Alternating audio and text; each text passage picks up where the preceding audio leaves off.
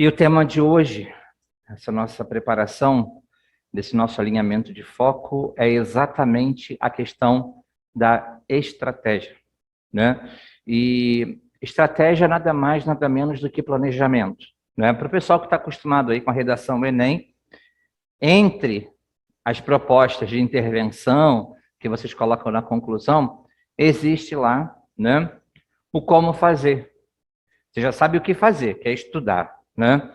Você já sabe o para que fazer, que é para almejar, para conseguir aquela vaga almejada.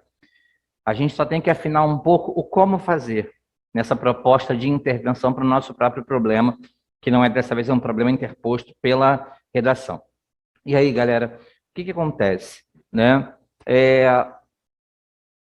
Falar sobre estratégia, assim, rapidamente, me vem logo à cabeça o filme, né, em que o Capitão Nascimento fica definindo estratégia lá de várias maneiras.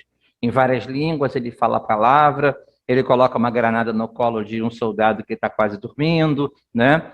E, na verdade, a estratégia é um planejamento mais esperto, mais técnico, né? Mais teórico e, ao mesmo tempo, passível da praticidade. É isso que a gente tem que ter em mente, certo? Não existe como ir para a prova do Enem sem estratégia. Uma pessoa não pode estudar o ano inteiro, e correr para a prova sem ter antes uma estratégia de prova. Estudar sem estratégia, né, não vale a pena. Exércitos irem para a guerra sem estratégia não dá em nada, por mais numerosos e melhores que eles possam ser. Então, sempre que você consegue almejar alguma coisa, observar, focar naquilo, você precisa de uma estratégia. E hoje nós vamos falar sobre dois tipos de estratégia, certo? Que interessa para a gente aqui de maneira especial. A estratégia de estudo e a estratégia de prova. Porque ainda tem gente que, quando vai começar a estudar, cada dia começa de uma forma, né? Não conseguiu ainda cristalizar para si mesmo um ritual. E por que o ritual? Porque o ritual faz parte da estratégia, né? Você conseguir obedecer aos parâmetros que você mesmo colocou para o seu estudo, isso vai fazer com que você consiga os rendimentos que você mesmo almeja, que você mesmo planeja, tá? Então, não adianta fazer e não obedecer. Às vezes a gente até acha que a estratégia não está dando certo, né? Mas aí a gente ter certeza, a gente precisa passar algumas vezes por ela. A gente precisa desgastar um pouco ela no uso, porque nós somos muito imediatistas. Então, se o Felipe Poli, por exemplo, começa a estudar de uma maneira agora e aquilo não traz para ele imediatamente o resultado que ele quer, ele já joga aquilo ali fora. Por quê? Porque em 7 dias eu fiz e não melhorei. E quando a gente fala de construção, ainda mais construção intelectual, a gente não está falando de um período tão curto, né? Aí é aquela questão do jogo dos nervos. Eu espero mais um pouco para ver se essa estratégia me leva realmente adiante, mas corro o risco de perder um pouco desse tempo na preparação para o Enem, ou eu fico pulando de estratégia em estratégia para ver qual é aquela que mais me favorece, certo? Então é sobre isso que a gente vai falar agora. Primeiro, rapidamente, eu preciso redundar aqui numa coisa que eu já falei com todos vocês aqui, na sala e em casa, certo? Que a estratégia, ela muitas vezes pode trazer para a gente uma ilusão de fracasso. Por isso que muita gente fala comigo assim, logo depois que a gente monta um planejamento, prof, não deu certo. Mas a gente fez isso na segunda-feira da semana retrasada, mas não está dando certo para mim, não é? Esse não está dando certo para mim, às vezes exige da pessoa que ela tenha uma outra postura de estudante para encarar aquilo que foi planejado, né? Ou que ela insista um pouco mais em tentar. Então, o que acontece, galera?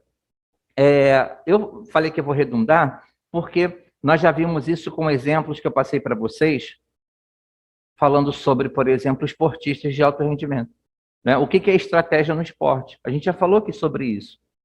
Já falei para vocês do exemplo do Bolt, que quando ele vai largar, são 10 competidores, ele estava, né? Porque ele agora está aposentado. E ele era o cara mais rápido do planeta, só isso, tá? Corria 100 metros abaixo de 10 segundos. E quando ele ia largar, ele era um dos 4 últimos. Então, se a gente for observar isso, se eu fosse o Bolt, porra, larguei. Eu estou lá no final da fila, não vou nem continuar correndo, cara. Nem vale a pena. Né? Isso aconteceu com outras pessoas também, que não tinham uma boa largada.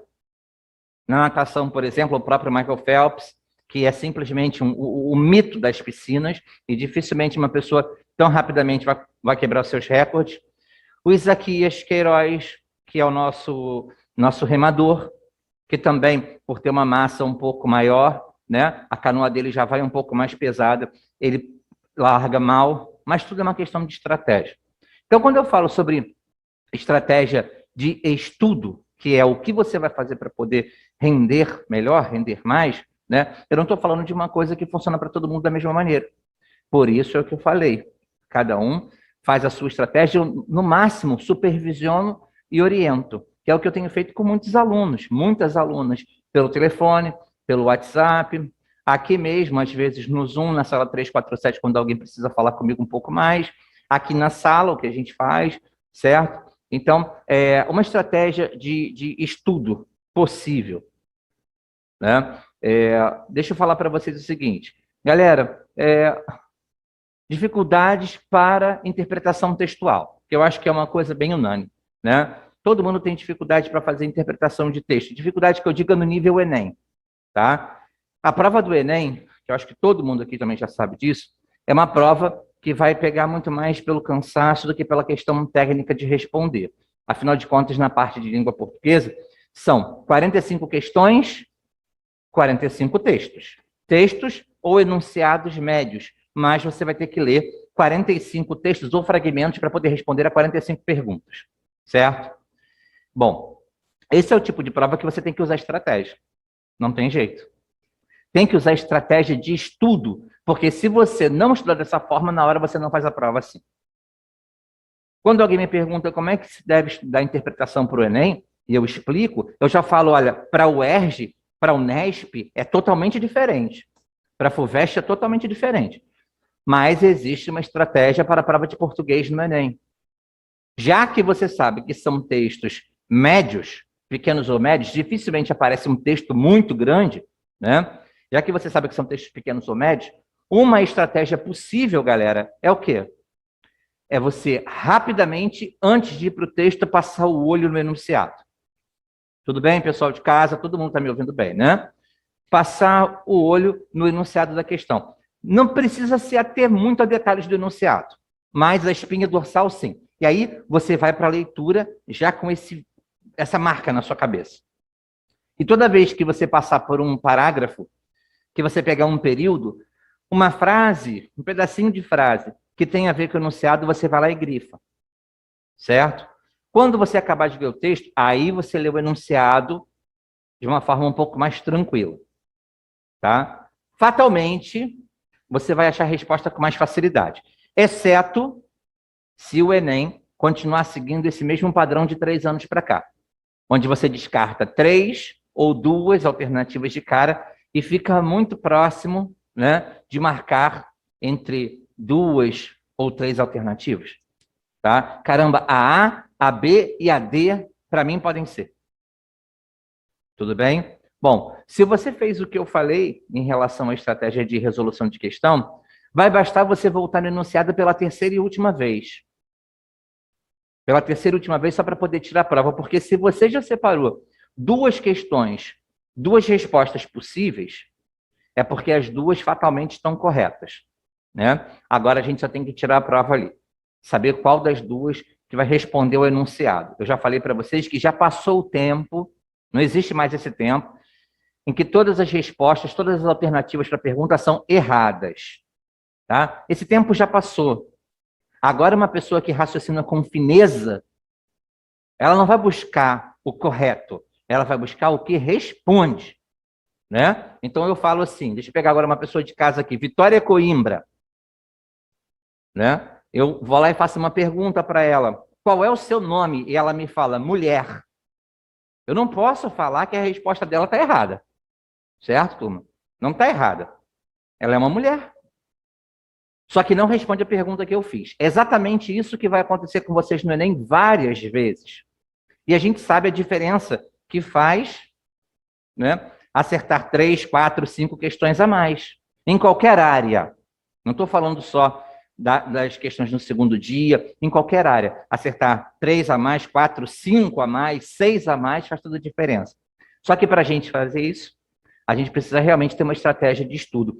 Não existe colocar alguma coisa em prática que não foi ensaiada. Se por acaso o Lucas Coutinho tentar fazer isso que eu falei agora, lá na hora da prova, vai dar certo? Não, eu prefiro que ele faça do jeito que ele sempre fez. Na hora não dá certo. Tá? Só que se ele for... Por quê? Porque demanda um pouquinho mais de tempo.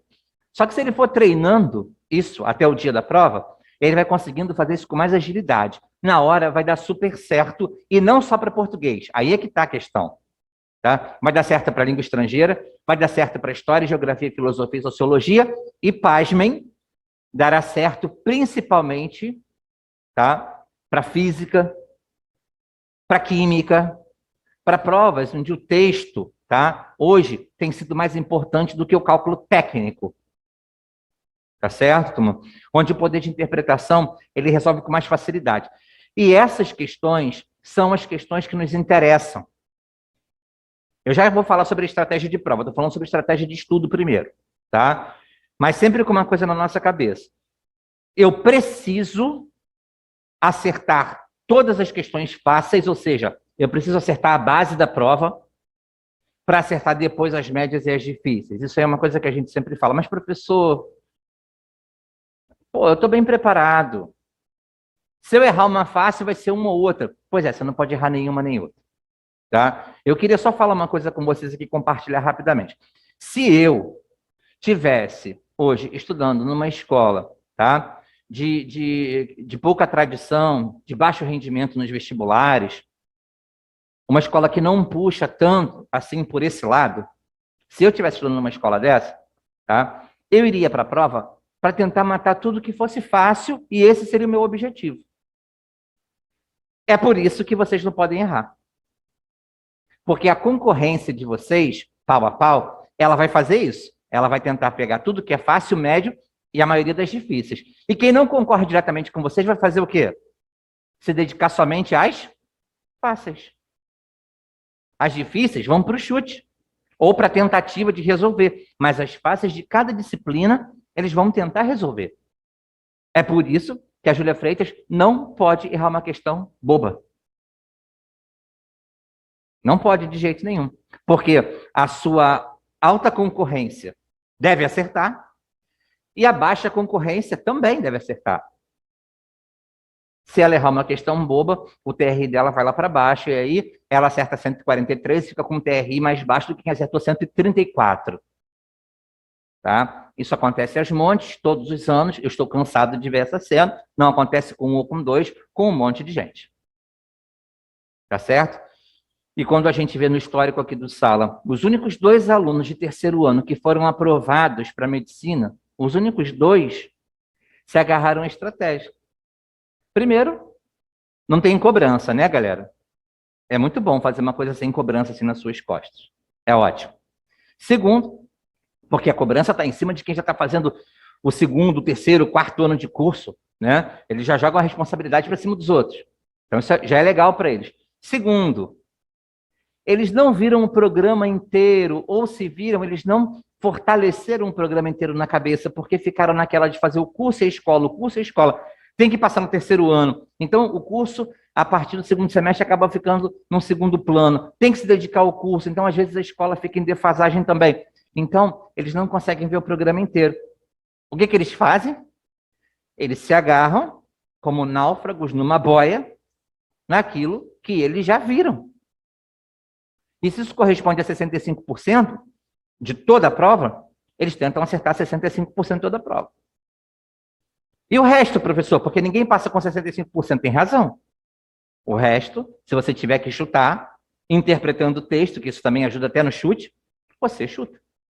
Tá certo, turma? Então, a primeira coisa que a gente tem que fazer é pensar em uma estratégia de estudo. Bom, por falar em estratégia de estudo, né? Para quem tem muita dificuldade no nível interpretativo, interpretação é exercício. Então, todos os dias, você deveria interpretar textos. Todos os dias. Se a Carol Monteiro, né, amanheceu a terça-feira dela, que é um dia onde ela geralmente no qual ela geralmente estuda matemática, ela vai abrir esse dia com 20 questões de interpretação de texto. Se na sexta-feira, que é o dia que ela geralmente estuda física, ela abre esse dia com 15, 20 questões de interpretação de texto. De língua portuguesa mesmo. Tá? Porque isso é exercício. O contrário do que muita gente pensa. Interpretar texto nem é dom, nem é feeling. É só exercício. É só exercício. Diga, Emanuel. Para treinar a interpretação de texto, qualquer tipo de questão de português que tenha esse caráter de ter que pensar, serve? Ou precisa ser aquelas que tem um textão? Não, qualquer uma serve. Eu só falo o seguinte, tá, gente? Para treinar a interpretação de texto, qualquer questão serve, mas eu vou fazer uma pergunta agora para vocês, de novo, na analogia com o esporte. Tudo bem? Eu tenho ali, deixa eu ver aqui, eu tenho Gabriel Dalmas, ok? Gabriel Dalmas luta MMA e tem uma competição de MMA, tá? Gabriel Dalmas hoje tem 70 quilos, tá certo? Cara, não tem como ele treinar, né, para lutar contra alguém de 70 quilos se ele vai encarar uma pessoa de 90 quilos. É claro que o peso é todo regulado, mas é só para vocês terem uma noção, porque o MMA nem sempre foi assim, né? Quando o Vitor Belfort foi campeão pela primeira vez, o peso era livre. E ele ganhou no final um camarada que tinha 2 vezes o peso dele praticamente. Tá certo? Então, turma, o que eu falo é o seguinte, eu preciso me adaptar àquilo que eu vou pegar pela frente. Não adianta uma pessoa treinar só fazendo o simulado do Enem se ela vai fazer a prova da FUVEST. Assim também não adianta ela ficar treinando para o Enem resolvendo só questões, turma, em IMITA. Eu sempre achei isso um absurdo. A não ser que você também deseje fazer em IMITA.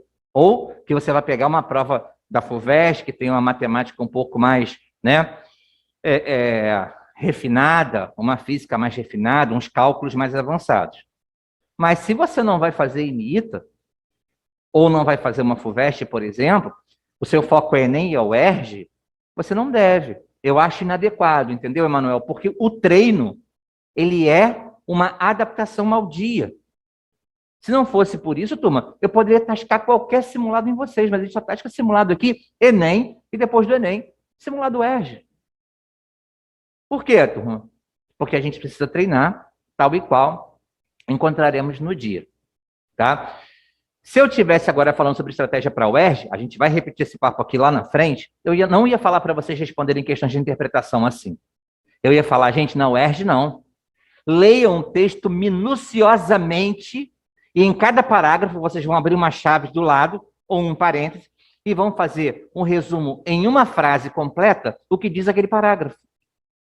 Por quê? Porque depois daquele texto vem 3, 4, 5 questões sobre ele. Se você já fez essa seleção, já foi lá e separou os parágrafos, você perde mais tempo para poder voltar no texto e encontrar ali soluções possíveis que vão te levar até a resposta. No Enem não é. No Enem não pode ser assim. Então, Emanuel, eu tenho que ter cuidado com esse lance de qualquer questão serve. Para treinar a interpretação, qualquer uma serve sim. Mas para treinar a interpretação para o Enem, eu tenho que procurar questões que são simulados Enem, questões anteriores ao Enem, e questões de universidade cuja banca, tá, tem um propósito mais parecido com o propósito do Enem. E outra coisa, tem gente que é capaz de resolver o Enem inteiro, errando talvez 5 questões ou menos em cada grupo de disciplinas. Eu tenho aqui no curso, tem aí, ó, entre vocês em casa, tem gente que acertou muito no primeiro dia, aliás, acima de 80 no primeiro dia. Felicitações, né? Adoro, muito legal. Tá? Mas o fato é que todo mundo poderia fazer isso com tranquilidade, se não tivesse tempo para fazer a prova. Vocês estão entendendo, turma? Você tem tempo para fazer a prova. Por isso você tem que ter estratégia. A estratégia não é se você vai estudar para responder aquilo ou não. A estratégia é quanto tempo eu tenho para resolver uma questão do Enem. A média é de 3 minutos, não posso passar muito disso. Quanto tempo eu tenho para responder uma questão? Se você não treinar assim, não vai adiantar. Você vai ser uma pessoa sábia, muito capaz de responder, porque depois que passa a prova do Enem, cara, os alunos aqui levam a prova para casa, chegam no outro dia aqui chateados, porque, porra, professor, dava para eu ter feito pelo menos... Ó, a gente sempre fala isso, né, Carol? Ai, professor, eu estou feliz porque melhorei a beça, mas eu tenho certeza que pelo menos mais umas 5 ou 6 seriam de boa. Eu acertaria com tranquilidade. Mas por que não acertou, mulher? Porque faltou uma estratégia assim ali, tá? Falta uma afinação para isso, gente. Tá? Então não pensem que a gente passa no Enem apenas como estudo. Faz parte da inteligência, também a inteligência emocional, e a preparação, que é a inteligência estratégica. Não é só o intelecto. Caraca, eu resolvo qualquer questão que me dá na frente. Sim, eu tive aqui alunos excelentes, que infelizmente não conseguiram, porque achavam que só ser muito bom numa disciplina serviria. Tá? Em uma não, em várias. Só isso serviria. Só que toda vez quando acabava a prova do Enem, né? E foi meu aluno em outro curso, e foi aluno meu aqui também, no final, professor, eu fiz 141. Mas tive que chutar todo o final da prova. Caraca, o maluco fez 141 e chutou para mais de 15 questões. O que faltou? Foi inteligência? Não. Faltou estratégia. Você não pode. Mas, professor, é impossível terminar o Enem sem chutar. Concordo. É muito difícil terminar o Enem sem chutar. Eu falo assim que há um limite entre aquele que vai até o último minuto fazendo questão por questão, né? Há um limite entre esse cara e aquele cara que vai até o último minuto, né? Sem analisar as questões para saber o que vai chutar ou não, que é a estratégia de prova que a gente vai falar agora na segunda parte do papo. Isso não pode acontecer. Talvez algumas pessoas que estejam me ouvindo agora tenham pecado por isso. Talvez hoje não estivessem aqui na cadeira, ou aí estivessem hoje dentro da universidade. Tá certo? Acontece, tá? Isso não é, de forma nenhuma, qualquer tipo de atestado de que você não tem uma capacidade, absolutamente. Pelo contrário, quando a capacidade é abundante, né? A pessoa quer resolver a prova linearmente, de qualquer jeito, ela... Ah, não, essa questão aqui eu vou resolver, nem que seja a última coisa que eu faça. Eu vou resolver essa questão porque eu já resolvi várias no curso, eu já resolvi piores. Certo, turma? E assim você vai perdendo o seu Enem devagarzinho. Isso não pode acontecer. Você vai deixando a prova de lado, vai dando adeus ao Enem, nem percebe. Está desistindo da prova enquanto faz e nem percebe. Aí depois de 25 minutos tentando fazer uma questão de análise combinatória, né? E finalmente chegando a uma resposta, você fica feliz. Quando você olha para o relógio, você fica triste. Não adiantou muita coisa. É disso que a gente está falando. Agora, turma, depois de a gente ter falado um pouco sobre essa estratégia de estudo, quer dizer, por que eu tenho passado para vocês vários Enems anteriores agora? Porque é hora de fixar o modelo. Né? Agora é hora de você pegar simulado SAIS, simulado evolucional, simulado Enem, né? De outros cursos também, você precisa treinar aquilo que é modelo de prova.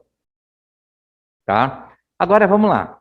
Eu trouxe aqui para vocês, olha, simulado, tá? Um simulado que vocês já fizeram. É só para poder ilustrar aqui um pouco do meu exemplo. Vamos falar agora sobre a estratégia de prova. Cheguei no dia da prova, sentei e recebi meu caderno. Certo? Recebi meu caderno e vou colocar em prática agora as instruções que o Volmes me deu. E que eu treinei, né? Porque se eu dei a instrução e você não treinou, na hora não tenta fazer o que eu falei, não. Porque senão você vai querer me culpar depois, eu não vou merecer. Tá certo? Você vai abrir o caderno e vai passando o olho em cada questão. Tá? Não, você não vai olhar o caderno todo para depois começar a resolver. Você vai passar o olho em cada questão para selecionar qual é aquela que merece ser feita exatamente naquele momento ou que deve ser pulada. Isso é muito importante, viu, Carol? Muito importante. Essa estratégia para garantir TRI alto sempre, sempre, sempre, sempre, que é o que interessa para a gente. Bom acerto, TRI melhor ainda. Pode falar, Felipe. Página por página. O Felipe está perguntando se a gente olha a prova toda ou vê página por página. Página por página. Por exemplo, eu abri a primeira questão e vi que a primeira questão fala aqui sobre distância, distância em quilômetro para transmissão de onda. Certo? Caraca. Não, essa eu não vou perder tempo agora resolvendo. Tá? Turma, professor, mas você não acha que é muito prematuro abrir mão de uma questão só lendo assim? Não, gente, claro que não, cara. Claro que não. As pessoas que não estão preparadas para a prova, elas não vão pegar essa questão nunca. Elas vão direto naquela questão idiota, boba, tosca, que você, por perder meia hora fazendo a questão número 1, não vai conseguir nem ler depois. Seu TRI vai para o chão. Você acerta 35 questões, 35 entre as médias e as difíceis, perde umas 4 ou 5 fáceis e não passa para lugar nenhum em nada. Tá? Então, a primeira coisa que a gente faz é o seguinte. Bom, vou começar pelas minhas 45 de matemática, segundo dia, né? Vou folheando. Essa aqui não, essa aqui análise combinatória demora, essa daqui não. Essa daqui, ó, é geometria. Opa, área dos triângulos. Eu vou fazer isso aqui que é rapidinho. Tá? Foi lá e fez rapidinho, matou, achou a resposta, pronto. Tá? Duas coisas que vão acontecer. A primeira, você tem a certeza de que está resolvendo as questões mais fáceis, então você está trabalhando com ganho de TRI. Quando você chegar na 45 de matemática, você tem duas opções. Ou passar para as 45 de natureza. Tem gente que gosta para poder dar uma refrescada. Eu, particularmente, faria isso. Tá? Ou voltar para a capa da prova e agora fazer uma análise tentando achar as médias, não as difíceis. Sabe aquela de análise combinatória que você sabe muito bem fazer, mas que sabe que demora? É a vez dela. Tá? Ela é uma questão média. Uma questão de probabilidade, que você sabe fazer, mas que demora um pouquinho mais, que tem que fazer um pouco mais de conta, é a vez dessa. Não é a vez de uma questão muito difícil, muito cabeluda. Essa ainda não é a vez.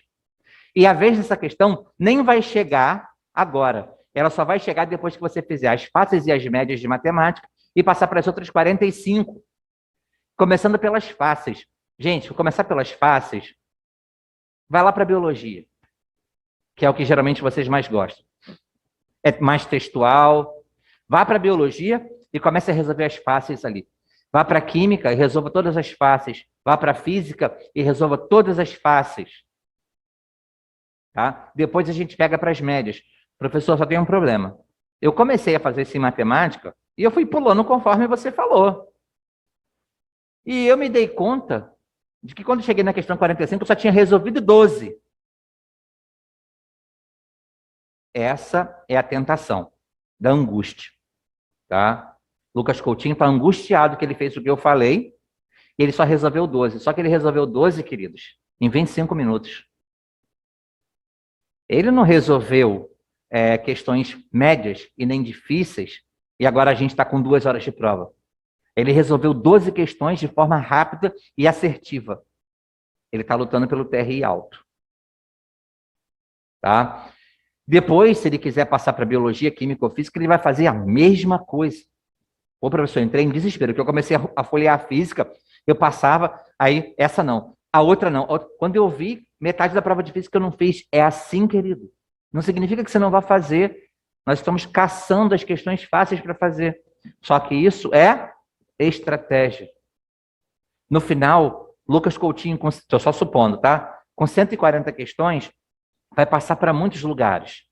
E muitas pessoas com 147 não vão passar para lugar nenhum. E com notas de redação equilibradas. 960 para cada um. Aí vem aquela questão de que, mas o TRI é injusto. O meu filho fez 146 e eu sei que teve gente que fez menos e entrou. Sim. A gente sabe. Só que se fosse por quantidade de acerto, quanto empate a gente ia ter? Mesmo que a gente tivesse critério de desempate. Então, quem decide o valor das questões é o próprio aluno no dia da prova. Aquilo que vocês mais acertarem vale mais. Aquilo que vocês mais errarem vale menos. Por isso eu não posso me dar ao luxo de perder uma questão onde você muitas vezes precisa nem calcular. Esse tipo de questão você não pode perder. Porque um aluno com defasagem no seu ensino médio, ele não vai para questões de cálculo. Ele vai para questões interpretativas. Essas questões que ele vai acertar, é quase uma obrigação nossa acertar também. Estão entendendo, turma? Então, a estratégia para o dia da prova é pular questões que ofereçam qualquer dificuldade. Buscando o quê? As questões fáceis, aquelas questões que vocês vão chamar de ridículas, porque essas vocês não podem errar. Se das 90 questões vocês resolverem só 24, 28, não tem problema. Eram as 28 questões muito fáceis. Vamos voltar e vamos buscar uma outra fácil ou média. e no final, gente, as difíceis. Por quê? Porque se faltar pouco tempo e você tiver 15 questões difíceis para chutar, seja feliz chutando. Todo mundo, quando tiver que chutar, vai chutar qualquer coisa. Vocês não vão chutar dentro das 15 questões mais difíceis da prova para vocês. Professor, eu não sou parâmetro. Eu não me acho bom em matemática. Querido, calma aí. Se você está estudando com afinco, se você está levando tudo a sério, passa 12 horas estudando e tem responsabilidade, vamos combinar que o que você acha difícil, a maioria da população brasileira vai achar. A gente tem que começar a parar de ficar se inferiorizando. Tá? Se a prova estava difícil para você que fica 12 horas na frente do seu caderno ali, dos seus livros, de um professor, imagina para quem não tem esse privilégio, esse tempo, essa configuração familiar que permita isso. Então tá ruim para todo mundo. Tá certo? Então, o que nós vamos fazer é buscar alimentar uma estratégia que seja propositiva ao que a gente quer receber, ao que a gente vai buscar. E eu não vejo de outra maneira, turma. Quem não fez a sua ainda, precisa fazer imediatamente. Tá? Precisa ter ciência de como vai fazer e treinar de uma certa forma fiel a essa estratégia. Porque se você treinar de uma forma e lá na hora você ficar nervoso e trocar tudo, ninguém vai se responsabilizar pelo que vai acontecer, pelo tempo que você vai perder. Ok? Tá? Então, na conversa de hoje, nós falamos sobre estratégia. Isso é um ponto fundamental para a manutenção do foco. Você vê o horizonte, você quer chegar lá, então você tem que me dizer como você vai chegar lá. Que meios você vai usar para isso? No nosso caso aqui, como estudante, né? Como eu vou montar o meu dia? E isso, turma, é inclusive estratégia para começar a estudar. Tem muita gente que tem dificuldade para começar o dia de estudo, então monta uma estratégia para isso.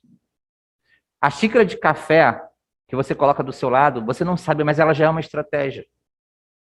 Tá? Resolver 5 questões do que você mais gosta para começar o dia, te dando moral, elevando o seu ego, tá? Já é uma estratégia. Quando eu falo para vocês começarem pelo mais fácil no Enem, é porque no Enem é muito ruim você se dedicar à questão número 1 e não acertar. Aí você passa para a número 2, se dedica a ela, não consegue. Passa para a número 3, se dedica a ela, não consegue. Você começa a criar um problema psicológico para você, cara. Ao passo que se você abrir mão dela porque você sabe que ela é um pouco mais complexa, não porque você não saiba responder, mas você tem ciência de que ela vai te dar um pouco mais de trabalho. E vai para as fáceis, você começa a ter estímulos positivos. Tudo está dando certo. Gente, olha só, eu vou fechar essa fala, mas antes eu queria falar 2 coisas com vocês. Analogia aqui com a vida, tá? Senão também a gente não consegue ter a nossa aula toda. Quem de vocês aqui já saiu da região oceânica ou do centro de Caraí? Estou falando pessoal de Itaipuaçu, Maricá, tá? Enfim, São Gonçalo. Estou falando para um monte de gente hoje que essa possibilidade do online, né, esticou a fronteira do curso, não é só mais gente aqui da região oceânica, mas tem gente de tudo quanto é canto, isso é muito legal. Quem de vocês nunca, né, falou assim, amanhã eu vou ao centro para resolver umas coisas? Foi ao centro e não resolveu nada. Foi um fracasso, um fiasco. Você saiu da sua casa só para gastar dinheiro da passagem, só para pagar um Uber, só para pegar uma Covid. Porque você não resolveu nada. Sabe por quê? Porque faltou planejamento estratégico. Você tem que fazer o seguinte, olha, eu vou sair de casa hoje, no meio da pandemia, eu estou evitando, então eu vou sair para resolver o máximo de questões possíveis, eu tenho 5 pendências. Então você começa a planejar onde você vai primeiro, você vai resolver lá, onde você vai depois, em que momento você vai fazer uma pausa para o lanche, se você vai fazer. Tenho tempo de ir ao shopping para lanchar? Não, porque shopping puxa uma distração, então não vou ao shopping, vou lanchar na rua mesmo ali embaixo e vou continuar resolvendo. Banco, vou ao banco, não vou ao banco? Deixa o banco por último, se você já resolveu tudo, você vai nele. Você sabe que se você for no banco primeiro, a fila pode fazer você consumir todo o tempo de resolver tudo. E talvez você não resolva nem o banco, certo? Então, tudo isso é uma estratégia. Ou todas essas são estratégias. Se a gente tem que fazer uma coisa dessas para poder sair na rua para resolver problemas triviais, turma. Eu tenho que fazer isso para minha prova, tá? Eu preciso ter estratégia até para ir para a prova. Eu não posso chegar lá, parece que tudo meu é improvisado. Chego lá é que eu vou ver se eu trouxe as canetas. Chego lá é que eu vou ver qual é o portão. Chego lá é que eu vou ver se eu estou no campo certo. Parece que a pessoa vai vivendo uma vida improvisada, parece que nunca para planejar nada. Isso é muito ruim, isso é péssimo. E você vai arrastar isso para a vida profissional, vai ser um profissionalzinho de merda também. Tá? Não vai ter nunca responsabilidade para nada. Tá certo, turma? Então, a gente tem que ter o mínimo de planejamento para que as coisas deem certo. Vestibular, já falei para vocês, inteligência estratégica, inteligência emocional e o intelecto, do qual vocês já estão cuidando muito bem. Aliás, fico sempre muito feliz com o feedback, a galera acertando muito, melhorando bastante. Isso me deixa até vaidoso, só que eu fico ao mesmo tempo pensativo. Será que na hora a pessoa vai saber usar todo esse poder intelectual que está desenvolvendo? Porque eu vou falar uma parada para vocês aqui também. Basta um deslize na hora da prova para o nosso psicológico escorrer o chão inteiro, tá? Um deslize, uma bobagem. Eu já falei para vocês, já contei a história de um aluno que foi para a prova com um pacote de biscoito da vaquinha.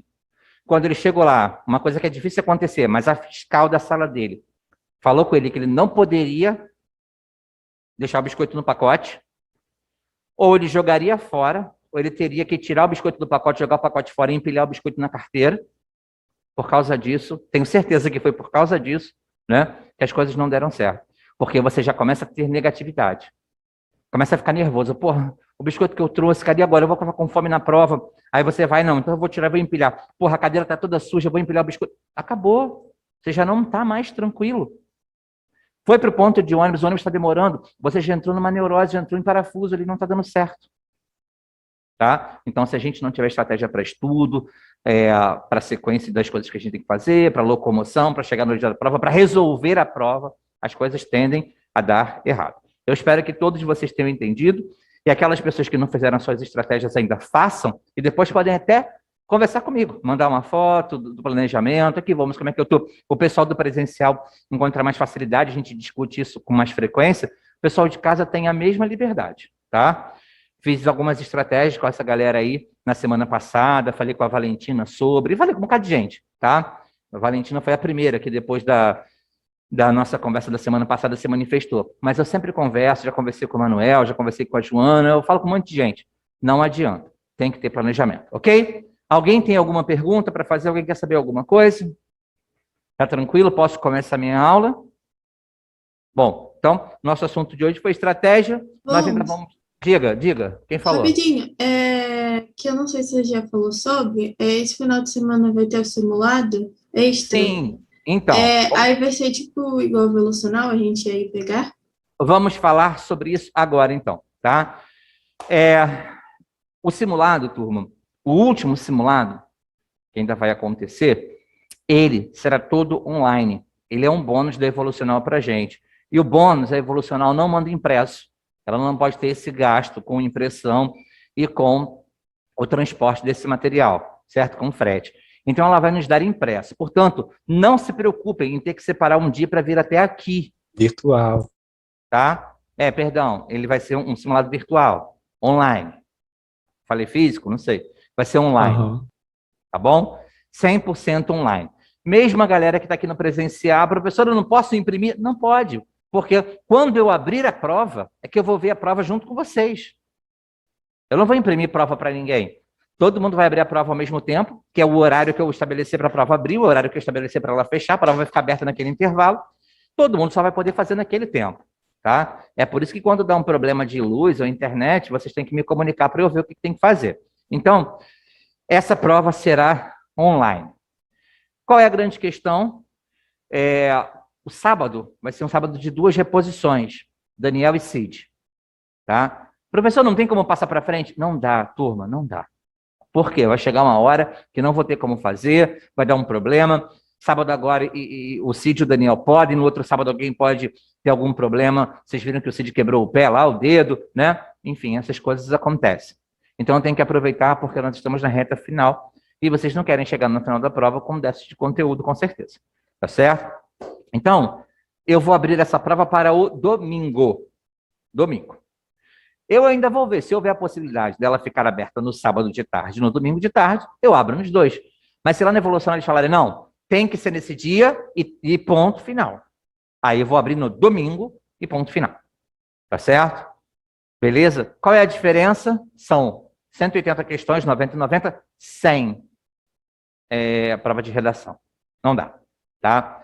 Evolucional não consegue fazer uma correção tão acelerada das redações, vocês já repararam isso, e uma correção agora, eles nunca entregariam antes do Enem, tá bom? Então, não vai haver correção de redação, não vai haver redação na prova. Diga, Emanuel. Sem a redação, o primeiro dia vai continuar tendo as 5 horas e meia de duração? Não, tá? Porque eu acho, só quem tem direito vai, quem já tem direito, por qualquer questão psicológica, tem que ter solicitado e tem que ter sido atendido pela banca do Enem, vai poder ficar 1 hora a mais. Quem não, tá? Eu vou ainda dizer para vocês quanto tempo vai durar essa prova. Mas não devo tirar mais do que isso, devo tirar 1 hora, tá? Ah, mas podia tirar 1 hora e meia. Podia tirar 1 hora e meia. Porque eu acho que é 1 hora e meia que a maioria das pessoas usam para fazer redação, para poder fazer o rascunho com cuidado e passar ali. Mas devo tirar 1 hora só, tá, Emanuel? Quero que vocês façam a prova com um certo cuidado e que não seja a questão do tempo um problema. Vamos lembrar que é a nossa última prova, e se vocês, assim, arrebentarem nessa prova, mesmo sem redação, mas redação todas vocês já estão arrebentando, se vocês arrebentarem nessa prova, vocês vão chegar no Enem com uma confiança enorme, e confiança é tudo psicologicamente falando, tá certo? Diga. Então, a Carol está perguntando aqui se vai ter um outro simulado físico. Esse é, se eu não me engano, o 6º simulado. Nós contratamos 5 e ganhamos 1. Não tem outro simulado físico, só na UERJ. Por quê, turma? Porque a gente vai fazer, no final de semana agora, o outro, depois a gente já vai entrar em novembro, praticamente. Tá? Em novembro, eu não dou simulado de jeito nenhum. Tá bom? Eu até entrego provas anteriores, imprimo provas de outros lugares para vocês, mas eu não coloco mais vocês à prova. Por quê? Porque se der merda, eu não tenho tempo de consertar. Se der um problema contigo, se der um problema com o Emanuel, se der um problema com a Joana, não vou ter como reparar psicologicamente falando. Entendeu? Já se nesse simulado aqui alguém derrapar, eu tenho 1 mês para trabalhar a autoestima, para lembrar do que a pessoa fez durante todo o ano, para mostrar que aquilo ali não resume o rendimento dela e outras coisas. Mas em novembro, faltando talvez 15 dias para a prova, vai ser bem difícil. A pessoa já vai com uma carga negativa muito grande para a prova. Apesar de ter se saído bem durante o ano, não adianta. A última impressão sempre é a que fica, e fica uma impressão de declínio. Parece que você foi bem nos outros, por sorte, né? E que o que vale mesmo foi esse último que você acabou dando mole e que você é esse aluno, tá? Então, em novembro, eu vou aplicar para vocês, assim, provas anteriores, simulados SAIs, essas coisas, tá? Até vou imprimir e colocar lá. Vou encher o drive. Encher mesmo. Tá bom? E aí nós não vamos mais marcar, façam o Enem tal. Não. Cada um vai ter que fazer 2 provas, qualquer que quiserem me mandar. Tá bom? Ok? Vou colocar lá simulados SAIs e alguns simulados Bernoulli também. Tá bom? Tá bom? Tá tranquilo? Pessoal de casa? Pessoal da sala? Então agora, galera, olha só. Finalizei. Vou fechar meu áudio aqui, mas vou colocar o conteúdo de hoje, que é literatura contemporânea, fechando praticamente o ano, porque na semana que vem ainda tem uma partezinha de literatura, porque eu gosto de falar sobre a parte do teatro contemporâneo, o cinema nacional, o cinema brasileiro contemporâneo nosso. Eu preciso falar sobre isso com vocês um pouco, né?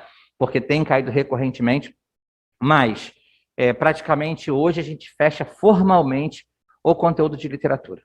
Tá bom? Beleza? Vou fechar aqui. Diga. A gente ainda vai ver africano? Fala, Emanuel, de novo. A gente ainda vai ver literatura africana? Então, a gente vê para a prova da UERJ e eu estou colocando nos exercícios de aula em casa, tá? Não estou focando porque no Enem não tem literatura africana a não ser para interpretação de texto, tá? Então, lá na prova para a UERJ, no projeto UERJ, nós vamos dedicar um dia a esse tipo de literatura, tá bom? Para o Enem não, porque ela não está no programa, tá certo? Obrigado. Show. Ó, podem começar a copiar a partir de agora, tá?